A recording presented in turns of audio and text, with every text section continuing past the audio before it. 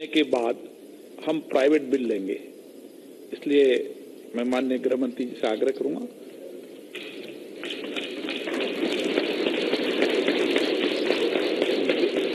धन्यवाद माननीय अध्यक्ष जी। सबसे पहले तो ये दोनों बिल पर सदन के अलग अलग 17 सम्मानित सदस्यों ने अपने विचार रखे हैं। कुछ लोगों ने समर्थन किया है, कुछ लोगों ने सुझाव दिए हैं और कुछ लोगों ने विरोध किया है। इस सभी सदस्यों का मन से मैं धन्यवाद करना चाहता हूं और जिन लोगों ने बिल के लिए कुछ आपत्तियां जो उनके मन में थी आपके माध्यम से सदन के पटल पर रखी है, उसका भी मैं जवाब निश्चित रूप से देना चाहूंगा। माननीय अध्यक्ष जी, सबसे पहले काफी सदस्यों ने जम्मू कश्मीर की सुरक्षा, देश की सीमाओं की सुरक्षा और आतंकवाद के बारे में चिंता व्यक्त करी। मैं इस सदन के माध्यम से, आपके माध्यम से सभी सदस्यों को और देश की 125 करोड़ की जनता को आश्वस्त करना चाहता हूं कि नरेंद्र मोदी सरकार आतंकवाद के प्रति जीरो टॉलरेंस की नीति अपनाकर चल रही है और वो चालू रहेगी। आतंकवाद को उसके जड़ के समेत उखेड़ देने के लिए ये सरकार कृतनिश्चयी है और मुझे भरोसा है कि जनता के सहयोग से हम जरूर सफल होंगे। माननीय अध्यक्ष जी, ये जो लड़ाई है, मनीष जी ने कहा कि विचारधारा से ऊपर उठकर इसको लड़िएगा। मनीष जी, जरूर विचारधारा से ऊपर उठकर लड़ना चाहिए जब विचारधारा ऐसी हो। हमारी तो विचारधारा ही भारत माता के हित में समाहित है, इसलिए इससे ऊपर उठने की कोई जरूरत नहीं। हमारी विचारधारा ही हमें बताती है कि मोस्ट प्रायोरिटी देश की सुरक्षा, देश की जनता की सुरक्षा, देश की सीमाओं की सुरक्षा होनी चाहिए। इसीलिए मेरी विचारधारा, मेरी पार्टी की विचारधारा, मेरे पक्ष की विचारधारा ही इस लक्ष्य को सिद्ध कर सकती है, ऐसा मेरा विनम्र मत है। माननीय अध्यक्ष जी, जब से 2014 से श्री नरेंद्र मोदी देश के प्रधानमंत्री बने, राजनाथ जी देश के गृह मंत्री बने, इस सरकार ने डे 1 से जम्मू कश्मीर को और जम्मू कश्मीर की शांति को और आतंकवाद को नसीहत करने की टॉप मोस्ट प्रायोरिटी दी। और ये जीरो टॉलरेंस की नीति सिर्फ भाषणों की नहीं, ये जीरो टॉलरेंस की नीति सिर्फ सदन में और राजनीतिक जलसों में तकरीरों की नहीं रही। इसको जमीन पर उठाने के लिए ढेर सारे कदम भारतीय जनता पार्टी की सरकार के द्वारा उठाए गए। सबसे पहले सीएपीएफ की कंपनियों की कमी रहा करती थी, कभी इधर जाती थी, कभी उधर जाती थी। हमने कंपनियां भी बढ़ाई और कंपनियों के आवंटन में जम्मू कश्मीर को टॉप मोस्ट प्रायोरिटी पर रखा। एक भी कंपनी जो वहां से सुरक्षा बलों की डिमांड है, इससे आज कम नहीं है। सीएपीएफ के जवान देश भर में सुरक्षा का काम करते हैं, नक्सलवादी क्षेत्रों में भी करते हैं, वामपंथी उग्रवाद के क्षेत्रों में करते हैं, दंगे होते वहीं पर भी करते हैं, चुनाव के वक्त भी वो लॉ एंड ऑर्डर की स्थिति को कंट्रोल करने में मदद करते हैं। मगर जम्मू कश्मीर में एक विशिष्ट प्रकार की परिस्थिति है, क्योंकि वहां जो आतंकवाद है वो पाक प्रेरित आतंकवाद है, पाकिस्तान की सरहद से जुड़ा हुआ प्रदेश है। इसकी कुछ विशिष्ट मांगे सीएपीएफ की थी, जिसके अंदर हाई सिक्योरिटी इक्विपमेंट्स में बीपी व्हीकल, सीसीटीवी कैमरा, अत्याधुनिक gun, radar, commando training centre, बहुत सारी चीजें, पूरा एक पेज भरा जाए, इतनी चीजों की इनकी रिक्वायरमेंट आई थी। मुझे इस सदन को बताते हुए आनंद हो रहा है माननीय अध्यक्ष महोदय, 2307 करोड़ रुपया खर्च कर उनकी सारी रिक्वायरमेंट आई। कल ही मैं रिव्यू लेकर आया हूं माननीय अध्यक्ष, सारी रिक्वायरमेंट। और सीआरपीएफ के हेड जो वहां बैठे थे, हमारे डीजी बैठे थे, उन्होंने कहा कि आजादी के बाद पहली बार हमारी रिक्वायरमेंट की लिस्ट 0 पर है। माननीय अध्यक्ष जी, वहां एजेंसियों के कोऑर्डिनेशन की बड़ी दिक्कत थी, क्योंकि वहां सेना भी होती है, बॉर्डर सिक्योरिटी फोर्स भी होती है, आईबी भी काम करती है, रॉ भी काम करती है, मिलिट्री एजेंसी भी काम करती है, सीआरपीएफ भी काम करती है, जम्मू कश्मीर पुलिस भी काम करती है। अब इतनी सारी एजेंसियां जब एक छोटे से क्षेत्र के अंदर काम करे तो कोऑर्डिनेशन की बड़ी दिक्कत आती थी। गत सरकार के समय के अंदर multi disciplinary terror monitoring group TMG को बनाया गया और आज हर सप्ताह टीएमजी के सदस्य बैठते हैं और कोऑर्डिनेट होकर आतंकवाद का सामना करने का प्रयास करते हैं, सफल प्रयास करते हैं। माननीय अध्यक्ष जी, राष्ट्रपति शासन लगाया, जमहूरियत की बात की जाती है, राज्यपाल शासन लगाया, लोकतंत्र का गला घोंट दिया। माननीय अध्यक्ष जी, अभी ये बात कर रहे हैं, मैं जरा उनको बताना चाहता हूं लोकतंत्र का गला घोटने का प्रयास किसने किया है। हमने तो विशिष्ट परिस्थिति के आधार पर राष्ट्रपति शासन में, मगर सदस्यों की जानकारी के रहे इसलिए आपके माध्यम से सदन के पटल पर मैं रखना चाहता हूं। इस देश में अब तक आज होगा, उसके बाद 133 हो जाएंगे, 132 बार धारा 356 का उपयोग किया गया। 132 बार, 132 बार में से 93 बार कांग्रेस पार्टी के द्वारा। आज वो हमें लोकतंत्र सिखाएंगे। और क्यों डाल रहा है, क्यों डाल रहे हैं राष्ट्रपति शासन? एक विशिष्ट परिस्थिति है। आपने तो चुनी हुई 20 सरकारों को 356 के तहत एक दिन के अंदर राजनीतिक उद्देश्य के लिए किया था। हमने कभी 356 का उपयोग राजनीतिक उद्देश्य के लिए नहीं किया। माननीय अध्यक्ष जी, हमें बता दें कि लोकतंत्र होना चाहिए। माननीय अध्यक्ष जी, मैं आपके माध्यम से सदन के सभी सदस्यों के सामने मेरी पीड़ा रखना चाहता हूं।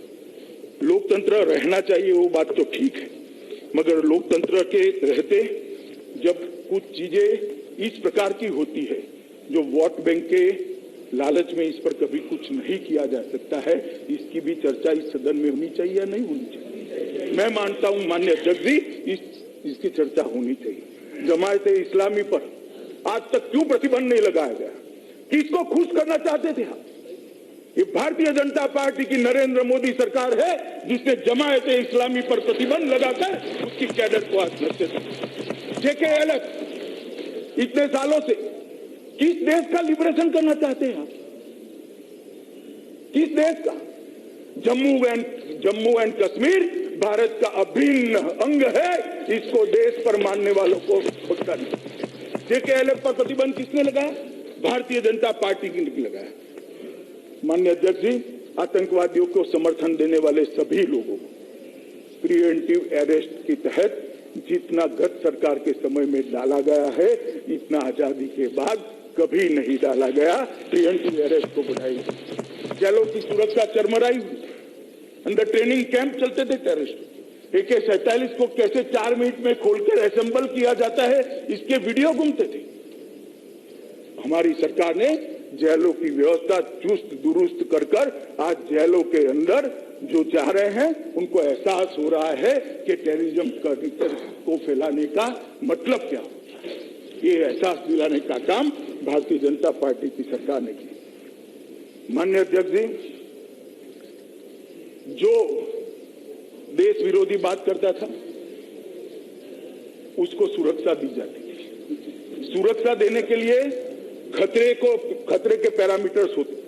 जम्मू कश्मीर में एक नया पैरामीटर है, 4 भारत विरोधी बयान दे दो, आपको तुरंत सुरक्षा मिल जाएगी। मेरी तो समझ में ही नहीं आता। सरकार के खर्चे से, भारत की जनता के खर्चे से भारत विरोधियों को सुरक्षा देने का क्या तर्क था? कोई थ्रेट नहीं है। मारने वाले उनको नहीं मारेंगे, पूरी दुनिया को मालूम है। मारने वाले भारत की बात करने वाले को मारते हैं। भारत की बात करने वाले को सुरक्षा नहीं मिलती थी, भारत का विरोध करने वाले को सुरक्षा मिलती। इसका रिव्यू कभी नहीं किया जाता, इसका रिव्यू नहीं किया जाता। माननीय अध्यक्ष जी, 2000 लोगों को जो व्यक्तिगत सुरक्षा दी थी उसका हमने रिव्यू किया। उनमें से 919 ऐसे लोग जिनको सुरक्षा का कोई खतरा नहीं था, वो भारत विरोधी सर्टिफिकेट के कारण सुरक्षा मिली थी, उनकी सुरक्षा को हटाने का काम ये सरकार है। पाकिस्तान के चैनल दिखाए, भारत विरोधी प्रचार होता था, भारत विरोधी कार्यक्रम होते, भारत के अंदर की बातों को इससे तोड़ मरोड़ कर रखा जाता, जो कश्मीर के युवा को बहकाता था, गुमराह करता था। ये चैनलों पर रोक कभी नहीं की। मैं आज इस सदन के अंदर श्रीमान राजनाथ सिंह जी बैठे हैं, उनको अभिनंदन देना चाहता हूं, देश के प्रधानमंत्री को अभिनंदन करना चाहता हूं कि भारत विरोधी जितने भी पाकिस्तान के अनऑथोराइज चैनल थे उसका प्रसारण ये सरकार ने बंद करने का काम किया। माननीय अध्यक्ष जी, आतंकवाद के खिलाफ लड़ाई सिर्फ भारतीय जनता पार्टी लड़ी है ऐसा मेरा नहीं मानना। माननीय सदस्य मनीष जी ने ठीक ही कहा, हर पार्टी जब सरकार में रही इसने आतंकवाद के खिलाफ लड़ने का प्रयास किया है, इसको नेस्त नाबूद करने का, इसका किसी ने समर्थन नहीं किया, चाहे कांग्रेस पार्टी हो चाहे कोई भी पार्टी हो। परंतु माननीय अध्यक्ष जी, मैं इतना जरूर कहना चाहता हूं कि लड़ने के तरीके में बड़ा अंतर होता है, बहुत अंतर होता है माननीय अध्यक्ष, बड़ा अंतर होता है। पहले लड़ाई क्या चलती थी, टेररिस्ट वहां से घुस कर आते थे, यहां अपने लड़कों को गुमराह करते थे, अपनी टोली को बड़ा करते थे, हथियार मिल जाते थे, पैसे मिल जाते थे और बेरोक टोक भारत के अंदर टेररिज्म को फैलाते थे। हम लड़ाई क्या लड़ते थे, वो टेररिस्टों को मारते थे, वो अपने लड़कों को मारते थे और अपनी जमीन पर अपने सुरक्षा कर्मी और अपने लड़के भी मरते थे, टेररिस्ट भी मरते थे। अप्रोच क्या होना चाहिए? टेररिज्म कहां से आता है, कहां से आता है? माननीय अध्यक्ष जी, हम सबको मालूम है कश्मीर के अंदर और देश के अंदर जो टेररिज्म की समस्या है वो पड़ोस के देश से आती है, वहीं से जनरेट होती है। ये कश्मीर का टेररिज्म पाक प्रेरित टेररिज्म है। हम हमारी जमीन पर लड़ाई लड़ते थे, देश की जनता ने मोदी जी को चुना, परिवर्तन आया और मोदी जी को चुनने के बाद लड़ाई के तरीके में परिवर्तन आया। हमारी भूमि पर लड़ाई लड़ना वो तो लड़ते ही है और मजबूती से लड़ते और मजबूती से लड़ेंगे, परंतु जहां टेररिज्म की जड़ है वहां उनके घर में घुसकर इनके दिल दहलाने वाले हमले करने का काम एक माननीय अध्यक्ष जी, हमने एयर स्ट्राइक करी, सर्जिकल स्ट्राइक करी, सवाल उठाए गए, शांति के दूत प्रेस कॉन्फ्रेंस लेने लगे। मैं कहना चाहता हूं, रिकॉर्ड क्लियर रहना चाहिए देश की जनता और दुनिया के सामने, हमारे दोनों सर्जिकल स्ट्राइक और एयर स्ट्राइक के अंदर एक भी नागरिक की मौत नहीं हुई है, पूरे के पूरे टेररिस्ट मारे गए। मैंने देखिए रिकॉर्ड क्लियर रहना चाहिए और हमने कोई हमला नहीं किया है। ये भारत का आत्मरक्षा का अधिकार है, एक सार्वभौमत्व प्राप्त करने वाली देश को अपनी आत्मरक्षा का अधिकार है और सर्जिकल स्ट्राइक और एयर स्ट्राइक दोनों भारत की आत्मरक्षा का अधिकार का प्रयोग करने का मानना है। पहले जब सर्जिकल स्ट्राइक करी, दुनिया भर के डिफेंस के पंडित कहते थे कि भारत की नीति नहीं है, ये फ्लूक है, अचंभे में हो गया, अचानक कर दिया है। और बात भी सही थी, पहली बार हो रहा था, जो बोलते थे वो तो हम सुनते थे, जवाब देने की स्थिति में नहीं थे। पुलवामा हुआ, 40 हमारे सीआरपीएफ के जवान शहीद हो गए, सबको लगता था अब क्या होगा, अचंभे से तो अब नहीं होगा, पाकिस्तान सावधान है, बीच में सेना बिछा दी, टैंके बिछा दी, तोपे बिछा दी।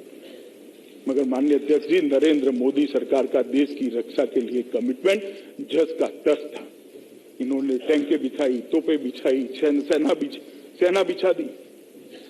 नरेंद्र मोदी जी ने एयर स्ट्राइक कर कर पाकिस्तान के घर में घुसकर आतंकवादी हमलों का सफाया।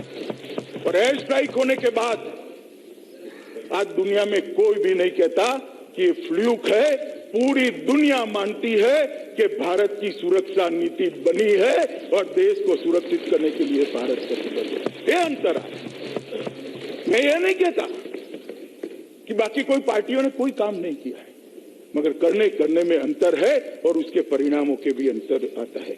माननीय अध्यक्ष जी, मैं तो जाना नहीं चाहता था, कुछ लाया भी नहीं था कि क्या बोलूं।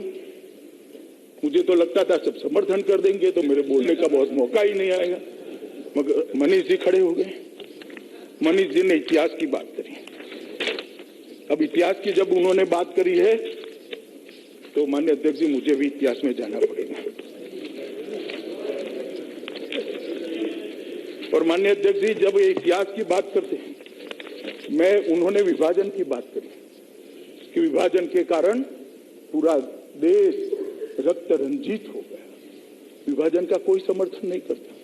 हम तो ना उस वक्त करते थे ना आज करते हैं। मनीष जी आप सवाल उठा रहे हो विभाजन का, किसने किया विभाजन? किसने किया? हमने नहीं किया है। विभाजन की सहमति किसने दी? हम आज भी कहते हैं कि धर्म के आधार पर देश का बंटवारा नहीं होना चाहिए। हम आज भी कहते हैं ये गलती हुई है, ऐतिहासिक गलती हुई है, जिसकी ऊंचाई हिमालय जितनी है और गहराई सागर जितनी है। वो गलती मगर हमने नहीं की है। गलती हमने नहीं की है, गलती आपने करी है, आपकी पार्टी ने। और ये इतिहास से आप भाग नहीं सकते हो। माननीय अध्यक्ष जी हमें इतिहास की दुहाई दे रहे। 1/3 हिस्सा जम्मू कश्मीर का हमारे पास नहीं है। किसके कारण नहीं है भाई? किसके कारण नहीं है?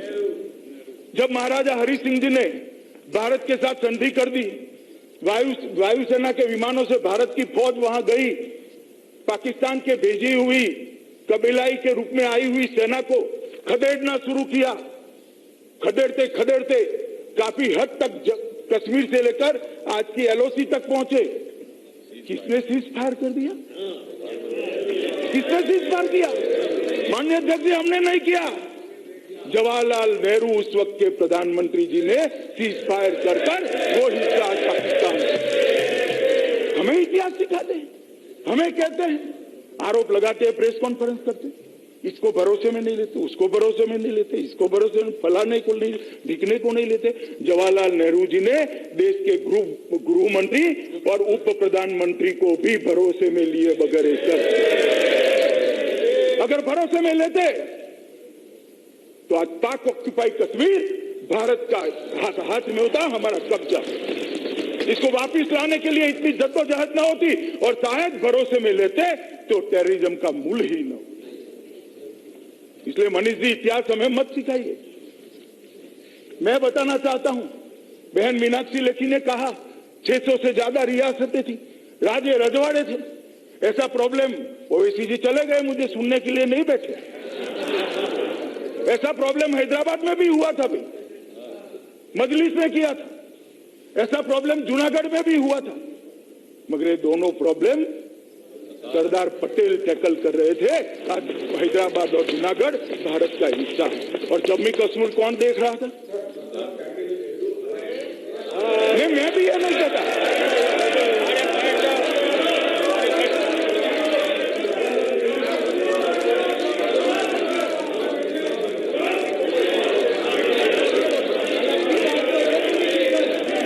माननीय अधीर रंजन जी, सुरेश जी बैठिए, मैं जवाब दे रहा हूं भैया, मैंने सवाल खड़े नहीं करे।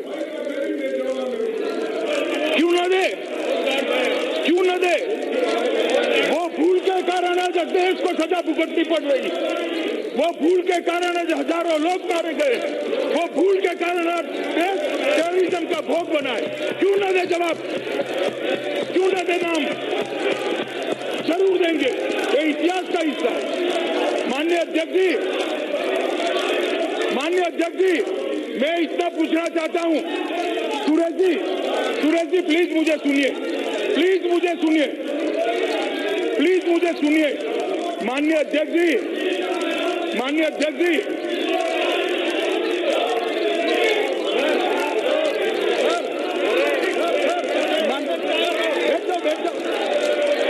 माननीय सदस्यगण, आपने वादा किया था कि हम विधान प्रदान करेंगे। आप बात सुने। जब आपके माननीय सदस्य बोले थे, मैंने इधर की बेंचों को चुप कराया था। माननीय सदस्य, एक minute, please sit down, calm down, please sit down, माननीय सदस्य प्लीज सिट डाउन।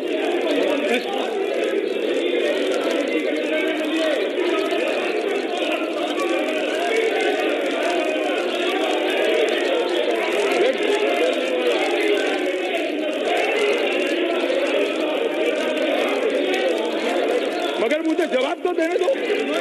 मैं बताता हूँ आपको, बैठ जाइए ना, बैठ जाइए, मैं बताता हूँ। प्लीज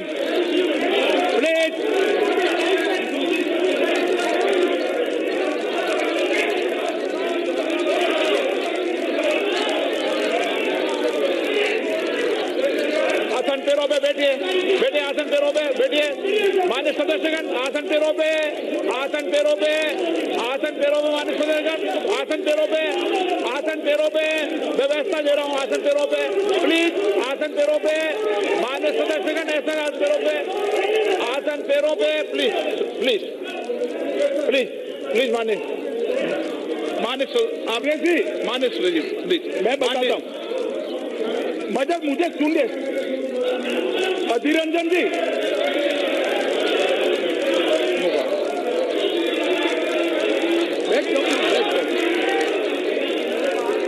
गृह मंत्री जी,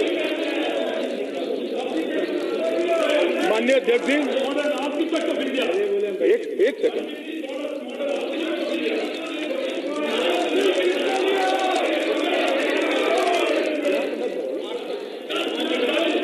बैठ जाओ भैया, बैठ जाओ भगवान।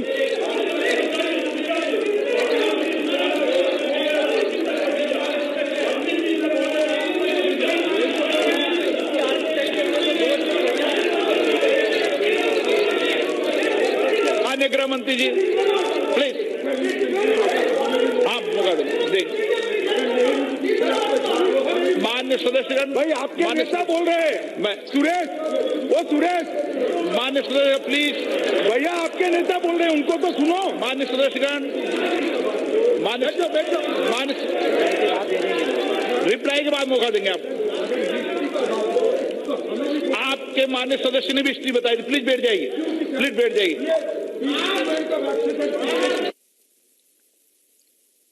माननीय गृह मंत्री जी, अधीर रंजन जी, प्लीज प्लीज प्लीज, माननीय सदस्य प्लीज बैठ, प्लीज प्लीज। माननीय गृह मंत्री अध्यक्ष जी, मुझे मालूम नहीं था सच्चाई सुनकर इतना दुख लगेगा। मैं फिर भी अब नाम नहीं लूंगा, चलिए प्रथम प्रधानमंत्री कहूंगा, नाम नहीं लूंगा। अरे नहीं लूंगा भाई नाम, अरे भाई नाम नहीं लूंगा बोल दिया, अब क्या करे हो आप? बैठ जाइए, बैठ जाइए, बैठ जाइए प्लीज। ऐसा नहीं,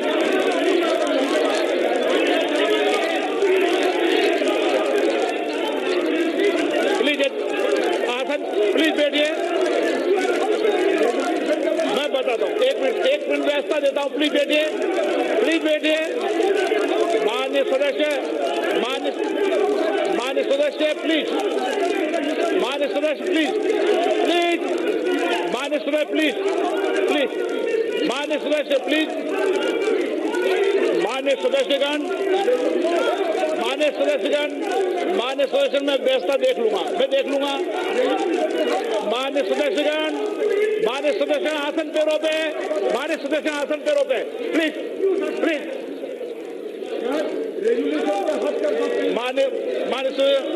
माननीय सदस्यगण, माननीय गृह मंत्री, माननीय सदस्यगण, जब आपके माननीय सदस्य इतिहास के बारे में बोल रहे थे, जब मैंने ट्रेजरी बेंच से भी आग्रह किया था, मैंने कहा कोई डिस्टर्बेंस व्यवधान पैदा नहीं होगा, और आपने उस समय कहा था कोई व्यवधान, आपको माननीय गृह मंत्री जी के बाद कोई बात कहनी है तो 2 मिनट आपको समय दूंगा, आप माननीय गृह मंत्री बोले। बात यह है कि रेजुलेशन खोलने के लिए चाहिए, ये बताता हूं मैं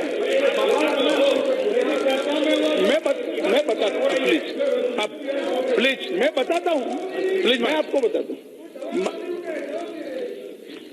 माननीय अध्यक्ष जी, अधीर रंजन जी जिस संधि की बात करें, मैं उनको स्मरण कराना चाहता हूं कि ये संधि सिर्फ जम्मू कश्मीर के साथ नहीं हुई, देश की 630 रियासतों के साथ हुई। मेरा यही कहने का मतलब है, 630 रियासतों के साथ संधि हुई, कहीं 370 नहीं बचा है। एक ही जगह नेगोशिएशन श्री जवाहरलाल नेहरू जी ने किया था, वहां 370 है। भाई मैं बोल रहा हूं, देखिए माननीय अध्यक्ष जी, अब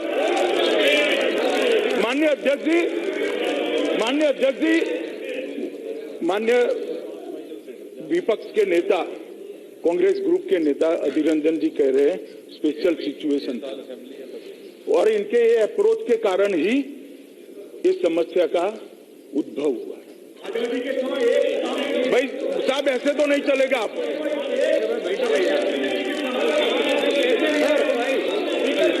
अभिनंदन जी आप बोलने ही नहीं देंगे? नहीं, ऐसा कैसे चलेगा?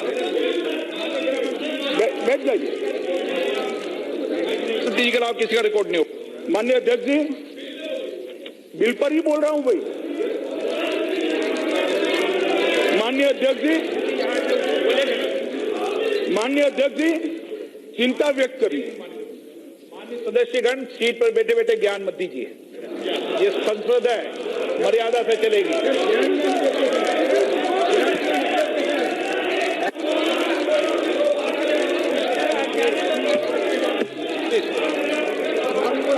माननीय सदस्य, प्लीज सिट डाउन। माननीय अध्यक्ष जी, माननीय अध्यक्ष